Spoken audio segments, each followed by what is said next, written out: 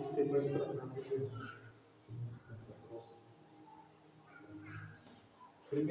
Primeira Samuel 6.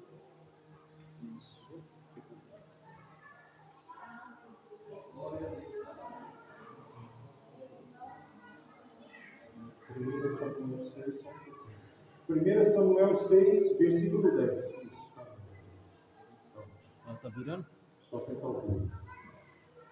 Glória a Deus. 1 Samuel, capítulo 6. Versículo 10. Feche os seus olhos, vamos orar.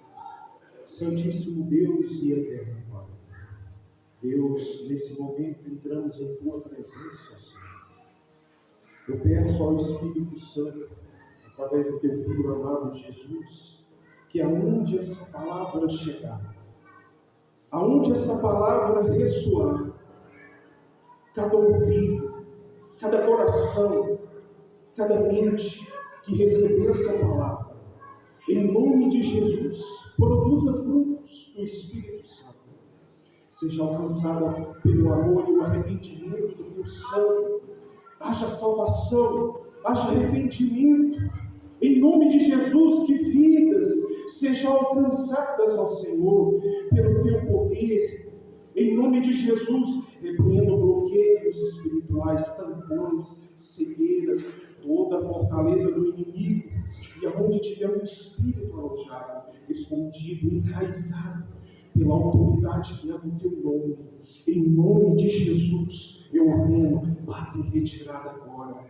e que a Tua palavra e a Tua salvação seja proclamada por 4 cantos deste mundo, e alcance o Teu propósito, em nome de Jesus, assim eu declaro, para a honra e glória do Senhor. Graças a Deus. 1 Samuel, achado?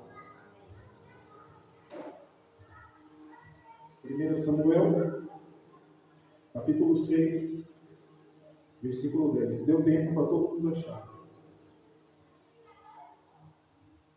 Vamos ler. Assim fizeram aqueles homens, tomaram 2 vacas com crias, amarraram-nas à carroça e fecharam os bezerros no curral. Também puseram a arca do Senhor sobre a carroça, bem como o cofre com os rabos de ouro e com as imagens dos seus tumores.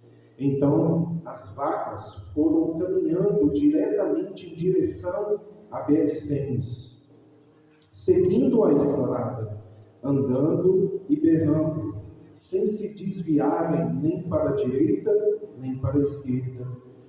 E os chefes dos filisteus foram seguindo-as até o território de Bet-Semes. Os moradores de Bet-Semes estavam colhendo o trigo no vale e se alegraram quando viram a arca.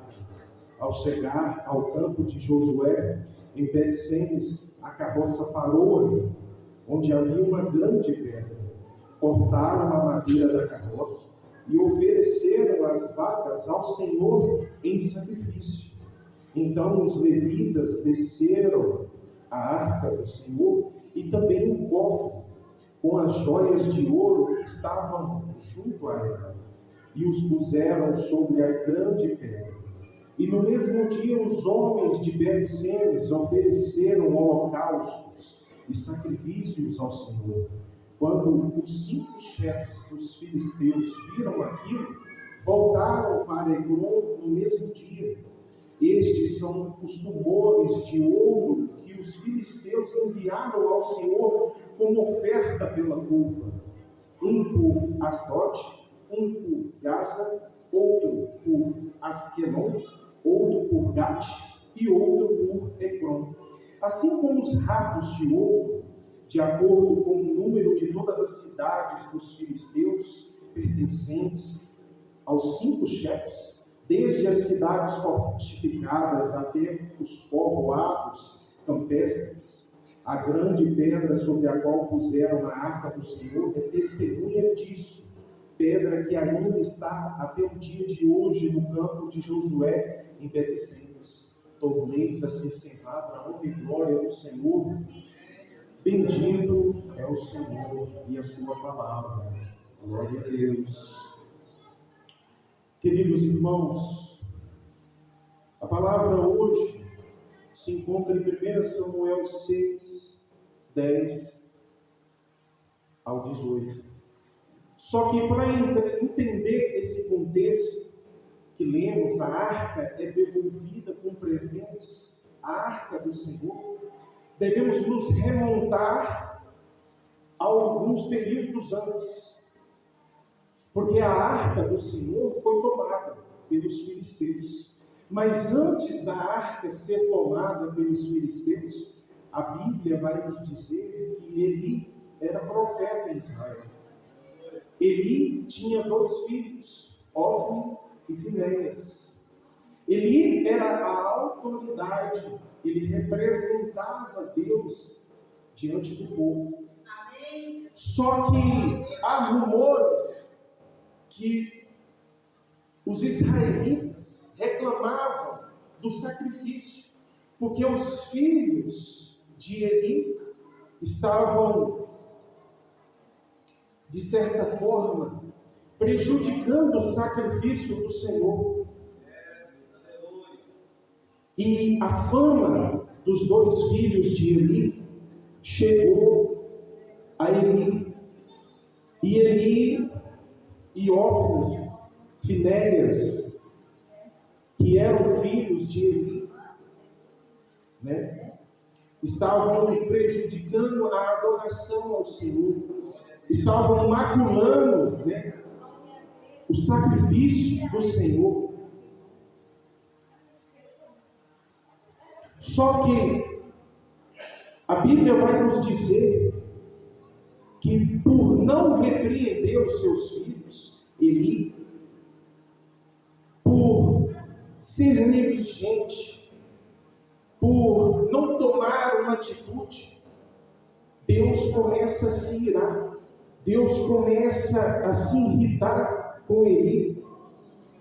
E Deus, por profetas, envia a Eli e diz a Eli: por que honrastes mais aos seus filhos do que a mim? A espada não fugirá da tua casa.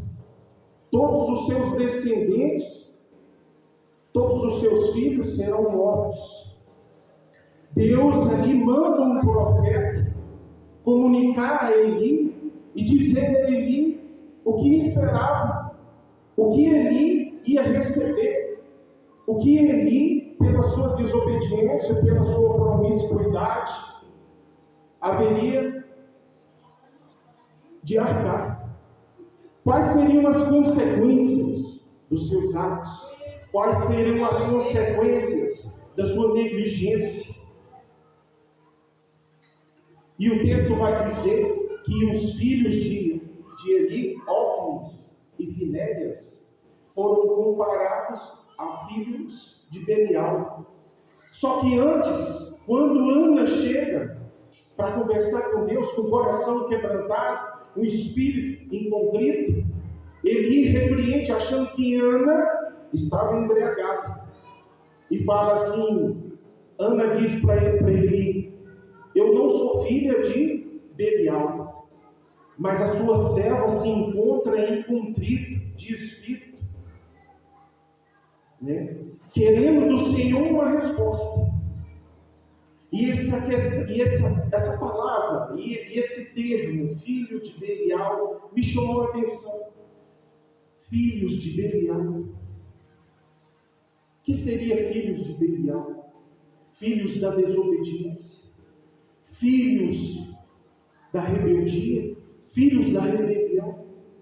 A Bíblia vai dizer que Ofni e Finéias estavam profanando o templo e a adoração do Senhor. A Bíblia vai dizer que Eli, quando chega para repreender os seus filhos, vai dizer o seguinte: a fama de vocês tem chegado aos meus ouvidos, vocês têm pegado filhas, mulheres, e se deitado à porta do templo, do tabernáculo. A a fama, a má fama, começa a correr. E a Bíblia vai dizer que eles começam a pegar e a colocar a mão no sacrifício. Porque antes mesmo de cozinhar carne e cortar, mesmo antes disso tudo, eles já exigiam das pessoas que iam sacrificar a carne crua. E essa não era o jeito certo, esse não era o método certo de sacrifício ao Senhor. Estavam atrapalhando, turbando, colocando a mão naquilo que não era para colocar. E assim tem sido a vida de muitos filhos de Belial, colocando a mão no que não é para colocar, fazendo o que não é para fazer, rebeldes de espíritos, desobedientes, surdos, faltos de entendimento e de instrução. E Deus manda profetas alertar Eli das consequências. E Deus fala: porque honras mais os seus filhos do que a mim? E Deus prevê a ruína, e Deus prevê a destruição, e a destruição é iminente. Por que estou contando isso? Porque o texto que nós lemos acarretou nisso. Quando os filisteus vieram, mataram, massacraram, mataram os 2 filhos de Eli e pegaram a arca. E o texto vai dizer que os filisteus, quando pegaram essa arca, a arca do Senhor era o símbolo de Deus, era a presença de Deus. O que tinha na arca? O maná, a vara de Arão que floresceu e a tábua dos 10 mandamentos. Quando os israelitas iam para a guerra, para a batalha, eles levavam essa arca consigo, porque era um símbolo, era um instrumento poderoso de guerra. Deus vinha pessoalmente junto com eles e Deus proporcionava vitória. Era a presença de Deus com eles. Mas pela rebelião de uns, pela desonra ao sagrado, pela desobediente rebelião do coração, eles perderam a arca para os filisteus, vieram à ruína.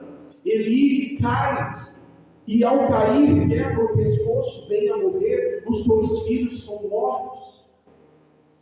Por que estou dizendo tudo isso? Os filisteus pegam a arca do Senhor e levam para Hebron. A primeira cidade, na verdade, não é Hebron, Asdote. E ao levar a Asdote, a Bíblia diz que eles levam aquela arca do Senhor, que era a presença de Deus, ao templo de Dagom. Dagom era uma entidade maligna, adorada pelos filisteus. Uma entidade que era advinda e tinha correlação com os mares e com a atividade marítima, o comércio. Eles eram fortes no comércio marítimo e eles adoravam a Dagom. E o texto vai dizer que quando eles pegam a arca e levam ao templo de Dagom, a Bíblia vai dizer que quando passa para o outro dia, a imagem, a escultura de Dagom está caída com o rosto em terra diante da arca do Senhor. No outro dia eles pegam, levantam a imagem novamente, mas no outro dia novamente a imagem está de bruços, com a cara no chão e com a cabeça cortada e os braços cortados diante da arca do Senhor. E eu aprendo muito com isso. Quando você tem a presença do Senhor na tua vida, meu irmão, o mal tem que se dobrar a você. Não há poder do mal, não há autoridade de Dagom, não há potestade, não há domínio nenhum. O mal tem que se sujeitar e se dobrar diante da presença de Deus que está na tua vida, porque é o Espírito de Deus que está na tua vida. E assim estava com os filisteus. Imagina lá no templo de Dagom, onde eles sacrificavam, adoravam essa entidade. Eles abrem o templo e vê o Deus deles de joelhos, com a cara na terra, no pó, diante da arca do Senhor. Só que não fica só nisso. A Bíblia vai nos dizer que Deus começa a pesar, Deus coloca a mão naquele povo dos filisteus e começa a surgir tumores, pragas, doenças.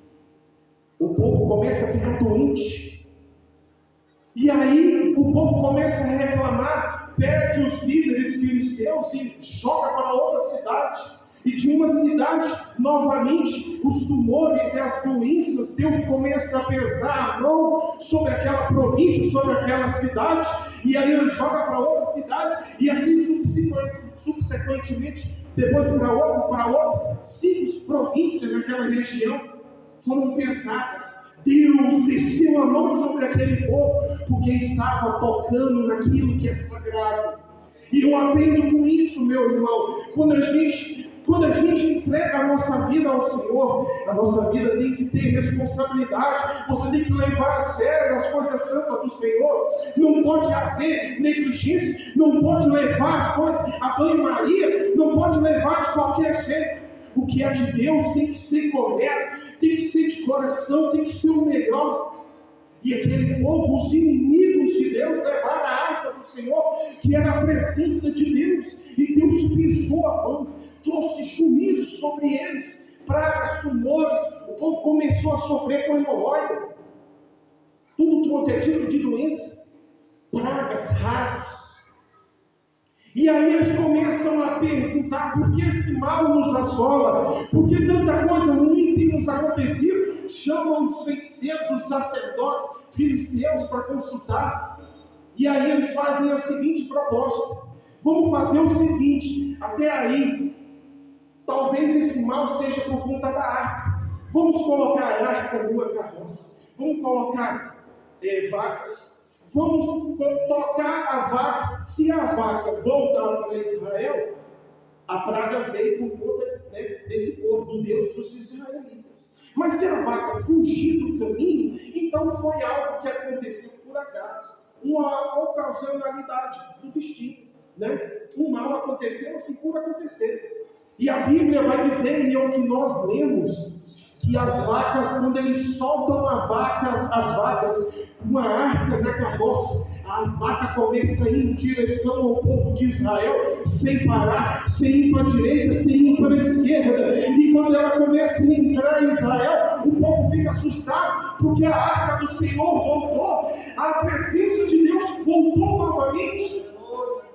Os filisteus não conseguiram reter a presença de Deus, porque Deus foi contra eles. E aí você para pensar: poxa, aquele povo perdeu a arca, perdeu a presença de Deus, mas Deus voltou, a arca de Deus voltou. E aí você pensa comigo, muitas vezes tem gente que pensa: nossa, eu não vou, para mim está difícil voltar para o Senhor, para mim está difícil voltar para os caminhos do Senhor, para mim não tem jeito mais, eu fiz tantas coisas erradas. Talvez você pense que as coisas que aconteceram na tua vida e as decisões que você tomou na sua vida são irreversíveis, você não pode voltar mais atrás. Você pode. Deus tem um caminho para você, Deus pode voltar novamente para você. Só basta você abrir o coração, só basta você ter, aliança com Deus, só basta você se derramar na presença do Senhor, porque o diabo não pode contra você. E se alguém se opor, se alguém se colocar no seu caminho, se alguém tentar tirar a presença do Senhor na tua vida, se o inimigo, se o diabo tentar se levantar contra a tua vida, Deus vem e pesa a mão. Mas quando Eli começa a repreender os seus filhos, ele diz assim: se um homem pecar contra um homem, ainda há esperança, ainda há solução. Mas e se o homem pecar contra Deus? Ele está perdido. Se nós pecarmos contra Deus, quem será por nós? Quem pode te livrar das mãos do Senhor? Quem pode te livrar do juízo? O homem está perdido. O que é um homem sem Deus? O que é uma criatura aí fora sem Deus, sem a presença do Senhor? A arca de Deus voltou, e os inimigos, os filisteus, não puderam reter ela. Só que, meus irmãos, a arca de Deus não voltou vazia. A arca de Deus voltou com um cofre cheio de ouro. Eles derreteram o ouro em forma de rato e tumores. A arca do Senhor voltou para o povo de Deus, mas voltou carregada de ouro, tesouros. E é assim. Às vezes você deve perguntar: o que eu estou ganhando em servir a Deus? Você ganha muito. Você ganha muito. Ele é o dono do ouro e da prata. Ele é o dono da saúde. É Ele que tem a paz. Ele tem a espada. Ele tem todo o poder nos céus e na terra. É Ele que pode por você. Não há inimigo, não há força das trevas, não há inferno, não há demônio, não há Satanás que pode te resistir. Ele é que tem a chave e todo o poder. A palavra de Deus diz que Ele é galardoador daqueles que o buscam. Sabia disso? Ele te recompensa. Ele é galardoador daqueles que buscam o Senhor. É impossível você buscar a Deus e permanecer da mesma forma. É impossível você servir a Deus e viver uma vida miserável. Porque se Deus mostrou o seu poder, até as imagens se dobram perante Ele por terra.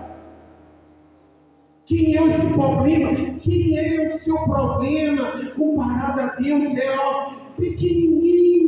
Deus é muito maior. Às vezes a gente pensa: poxa, eu estou com um problema, e olha para o problema e fala: meu Pai do céu, eu não posso contra isso. Parece que não tem solução. Eu clamo, eu luto e não acontece nada. Eu quero te dizer essa noite: o seu problema é pequenininho comparado à excelência e o poder de Deus na tua vida, comparado ao Deus que você serve. O teu problema não é nada.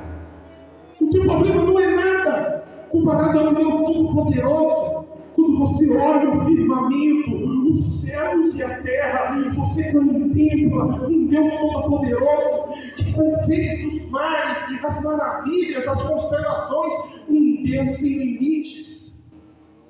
É esse Deus que eu e você viemos adorar essa noite. Mas qual é o problema hoje da humanidade e das pessoas? Eu citei a história de Eli. Foi um sacerdote que foi negligente, promíscuo. Sabe o que é promiscuidade? É levar as coisas assim a banho-maria, sem importância. O que você tem no seu coração que ocupa o lugar de Deus é idolatria. Se você ama mais o seu filho, a sua filha, a sua esposa, o seu esposo, se você ama mais o mundo e os prazeres aí fora, é idolatria. O seu coração tem que estar 100% enraizado. O seu coração tem que ser um altar em adoração a Deus. Para Deus isso é importante. Deus é um Deus todo-poderoso. Nada ali é oculto. Ele te conhece. Ele conhece os seus pensamentos nas entranhas. Ele conhece tudo de você. Ele conhece o seu andar, o seu deitar, o seu levantar. Nada ali é oculto. Os seus pensamentos, tudo está no controle dele, debaixo do controle dele. Ele tem todo o domínio. Deus é um Deus onisciente, onipresente, onipotente. Ele é Senhor. Nós somos altares para Deus, altar de adoração. Tudo na sua vida tem que ser para Deus. A música que você escuta tem que ser para Ele. Os seus pensamentos tem que ser para Ele. As palavras que saem da sua boca tem que ser para Ele, em adoração a Ele. A Bíblia diz que Jó adorava a Deus e sacrificava a Deus todo momento, todos os dias, para ele e para a sua casa e para os seus filhos. Todo momento, sermos gratos. Sabe, irmãos, Sansão tinha a presença de Deus. A Bíblia vai dizer que quando Sansão perdeu o espírito, quando o espírito do Senhor saiu de Sansão e os filisteus pegaram Sansão como cativo, como prisioneiro, eles foram agradecer a vitória no templo de Dagom. Foram agradecer ao diabo por ter conseguido prender Sansão, derrotar Sansão, porque Sansão era um libertador. Ele veio com uma missão. Deus deu uma missão para esse homem, ser um libertador. Esse homem, ele representava 1000 homens. Esse homem, ele tinha o poder e a força de Deus nele. A presença de Deus estava nele. Só que o texto vai dizer que quem conhece a história de Sansão vai ver que Sansão foi promíscuo. Ele perdeu o tempo com prazeres, com a sua própria vontade. Ele começou a correr atrás das mulheres filisteias. Ele começou a se envolver com bebedices. Ele começou a se envolver com prostitutas. Ele abandonou o seu chamado. Ele abandonou o projeto que Deus tinha para ele. Ou seja, se um lado Deus capacitou, encheu ele da presença dele e disse para ele: olha, você é meu escolhido, você te dou uma função, te dou um caminho, te dou aí um dever, você vai fazer isso. Não, ele priorizou ele. Tanto é que quem vai ler a história vai ver que quando ele vai arrumar uma noiva, ele arruma uma noiva filisteia, a mãe dele pergunta: mas será que não tem mulheres moças aqui em Israel? Ele diz assim: não, as filisteias me interessam, é melhor, é o que eu quero. Entende o espírito da promiscuidade? Entende, irmãos? Está pegando a coisa? Esse é o espírito da rebelião, da desobediência. Esse espírito da promiscuidade é como um câncer, é como um tumor na vida de muita gente. Quantas pessoas têm perdido aí filhos, famílias, destinos, dias de vidas de paz, porque está levando a coisa a banho-maria, está tocando no que é santo de forma indigna, está levando as coisas santas e sagradas de forma errada. Um espírito de promiscuidade. E era o mesmo espírito que estava em Sansão, nos filhos de Eli, Ofni e Finéias, lá roubando, tocando no que era sagrado, corrompendo-se com mulheres na porta do templo. Percebe isso? E aí eu levo vocês a olharem aí fora. Percebe como está aí fora? A vida é festas. Você liga a televisão, é festa, é balada. As pessoas estão cegas. É bebedice. É o que eu quero. Hoje as pessoas priorizam o seu querer, a sua vontade vem primeiro. A sua vontade vem primeiro. A vontade de Deus fica onde? E o tempo de Deus fica onde? A pessoa não separa um tempo para glorificar a Deus. A pessoa não abre a boca dele para falar com Deus. A pessoa não dedica nada para Deus, mas sim tudo para o mundo. Vive igual um louco. Sansão era um louco. Qual foi o fim dele? Vergonha. Foi preso. Arrancaram-lhe os olhos. Tem muita gente aí cega hoje. Acha que Sansão era ungido, escolhido do Senhor. O nascimento dele foi prenunciado por um anjo. Tem muita gente que está assim, acha que está no caminho certo, acha que é alguma coisa, mas no final é um cego. Está cego. Cego por quê? Cego pelo seu próprio eu, pela sua própria vontade, fazendo o que lhe agrada em primeiro lugar. Não, a vontade de Deus vem depois. E olha lá se vem. Pois é, Sansão foi preso, capturado, envergonhado, tiraram os seus olhos e botaram ele para fazer serviço de animal, a moer moinho de trigo, colocaram ele para fazer ali a força braçal, para moer um serviço de animal. Olha onde Sansão chegou, um homem que foi capacitado, um homem que tinha o poder de Deus dentro dele. Olha a graça de Deus na vida desses dois jovens, sucessores de Eli, futuros sacerdotes em Israel. Difamaram, zombaram, escarneceram, desprezaram o sagrado, desprezaram o que Deus colocou de melhor na vida deles, o projeto lindo que Deus tinha para eles. Eles simplesmente desprezaram, foram negligentes, promíscuos. E a promiscuidade, meu irmão, é um espírito maligno que está habitando, cultuando junto conosco nas igrejas. Não nessa igreja, em nome de Jesus, porque a graça do Senhor nos banha, nos lava.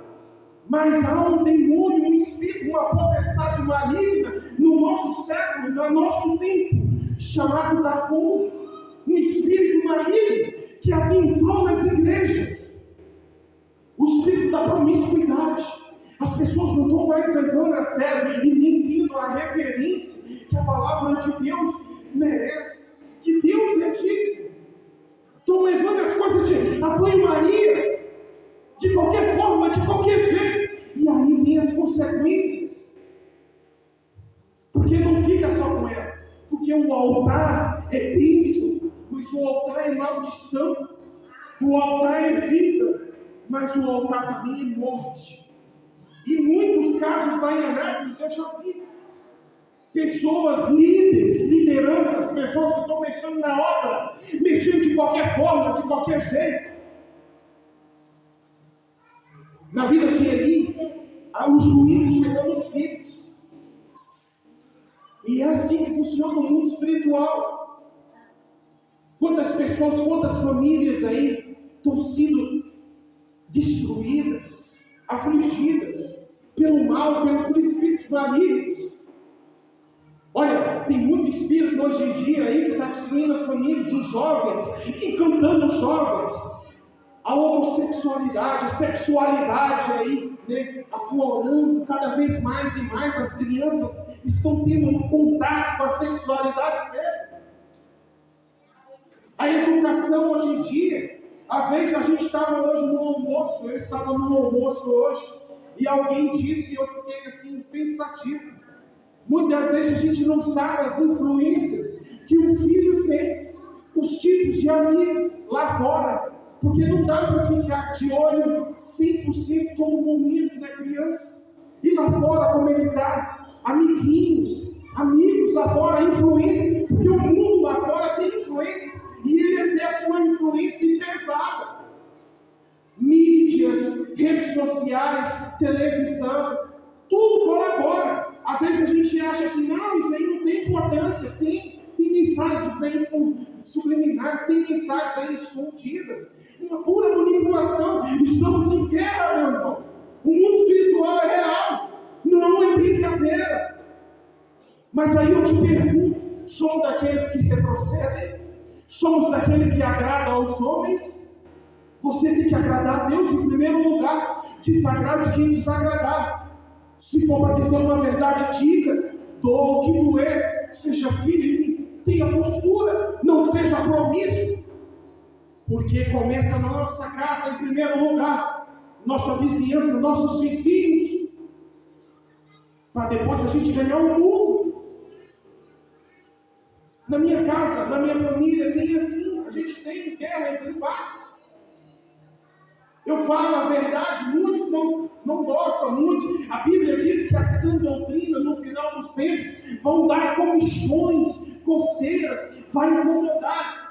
A mensagem de Deus vai incomodar. E é duro, porque é duro sentar num banco de igreja hoje, e o cara, a pessoa, você sabe, agraciado, bajuladores, mentirosos, e a pessoa sair do mesmo jeito que entrou.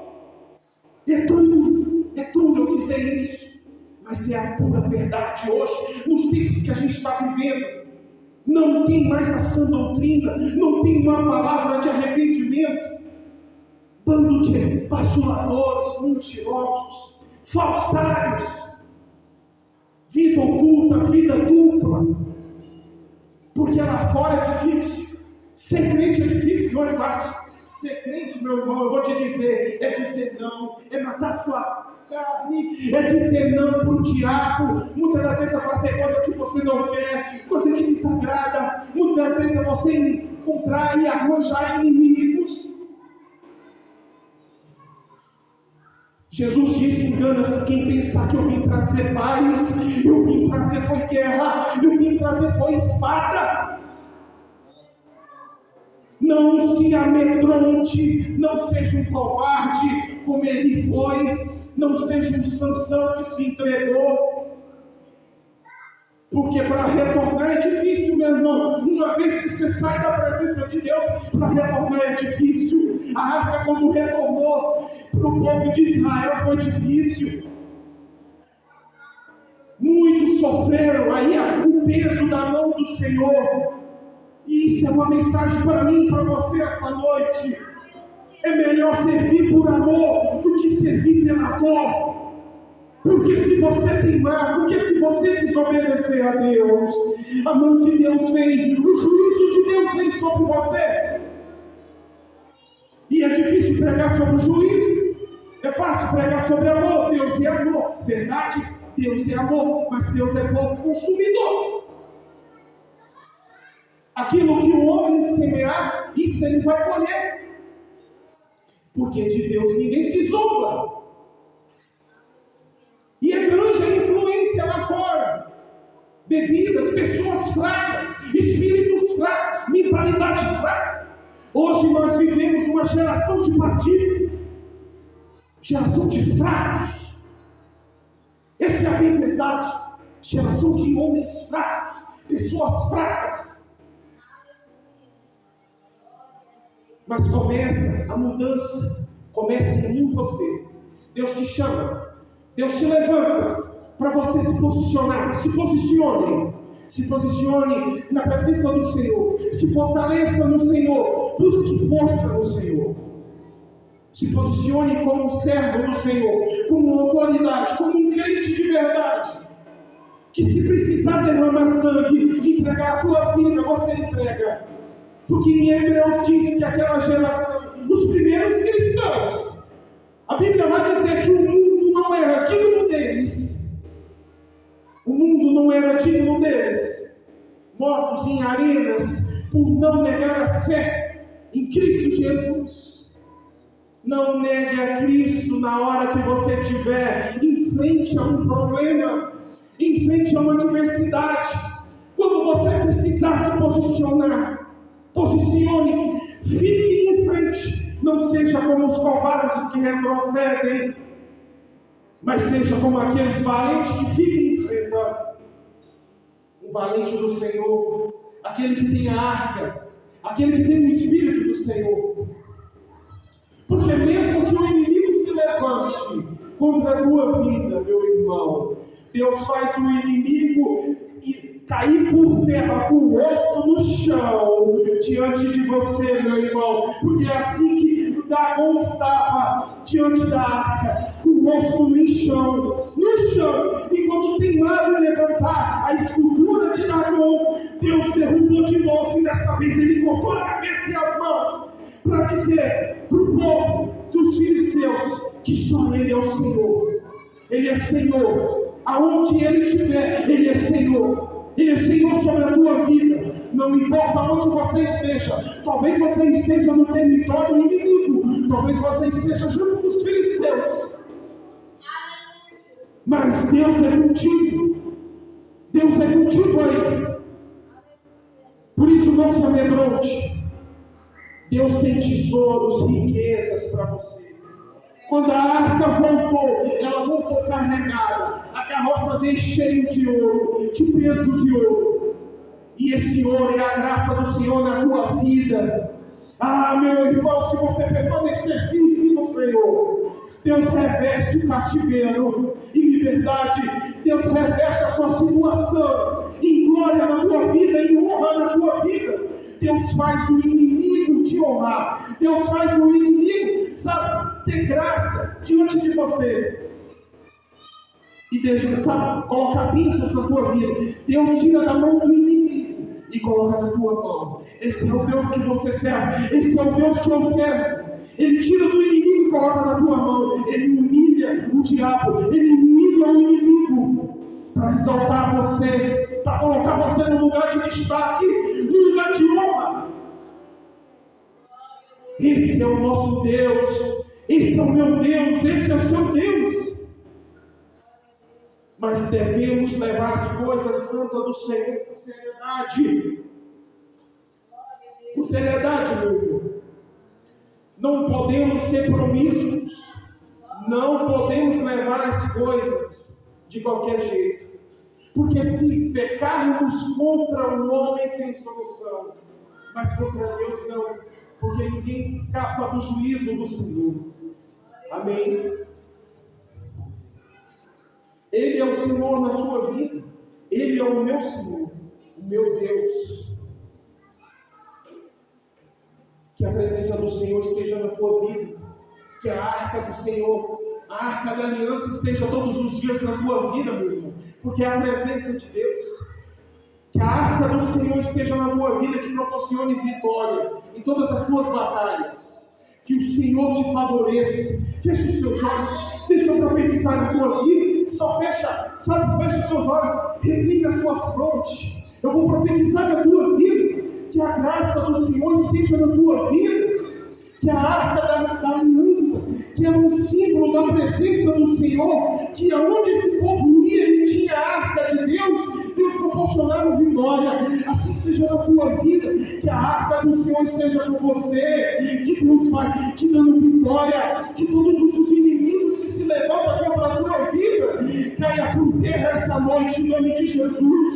Todos os obstáculos, todas as barreiras, todos os males, tudo aquilo que vem tirando o seu sono, que vem tirando a tua paz, tudo aquilo que vem algemando, amarrando, prendendo todas as portas de bronze, em nome de Jesus, pela autoridade do Senhor, em nome de Jesus, haja um renovo do Senhor, em nome de Jesus Cristo, para a memória, e todo aquele que toma posse, diga amém. Glória a Deus, aleluia, graças a Deus. Se coloca de pé, meu irmão, graças a Deus. Bendito é o Senhor, graças a Deus. Glória a Deus. Vamos convidar as crianças.